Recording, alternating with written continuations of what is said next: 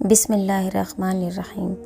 میری زندگی میں سب سے بڑی تبدیلی تب آئی تھی جب میں نے خود کو سمجھا لیا کہ جو چیز ہماری نہیں ہے وہ ہمارے ہونٹوں کے بیچ سے بھی چھین لی جائے گی، اور جو ہماری ہے دو پہاڑوں کے درمیان سے نکال کر بھی ہماری جھولی میں رکھ دی جائے گی۔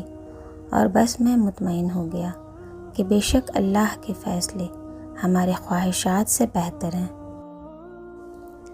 کچھ لوگ کہتے ہیں کہ اللہ کو گن گن کر یاد کرنے کی کیا ضرورت ہے۔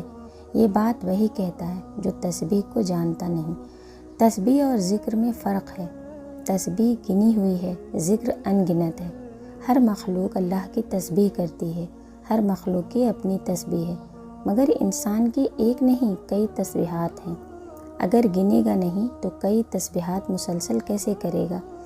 اللہ اندازے سے گن کر بھی دیتا ہے اور بے انداز بھی دیتا ہے، اس لیے اللہ کو ہر رنگ سے یاد کرنا ہوتا ہے، گن کر بھی اور بغیر گنے بھی۔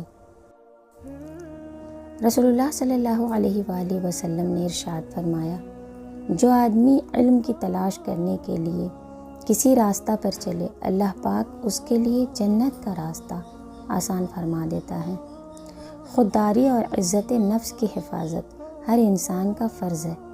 اگر ہم خود اپنی عزت کی قدر نہیں کریں گے تو دنیا بھی ہماری عزت نہیں کرے گی۔ عورت سے اگر علم چھین لو گے تو جہالت نسلوں میں سفر کرے گی، اور اگر تعلیم کے نام پر عورت سے پردہ چھین لو گے تو بے حیائی نسلوں میں سفر کرے گی۔ عورت کو مکمل شرعی پردے میں رکھتے ہوئے تعلیم دلوائیں۔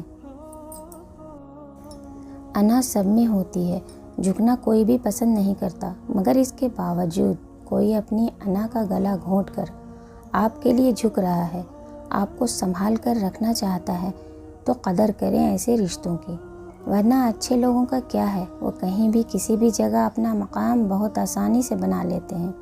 اور رہ گئی بات آپ کی، تو اچھے لوگوں کو کھو کر آپ نے کتنا گھاٹے کا سودا کیا، یہ بات وقت آپ کو سمجھا دے گا۔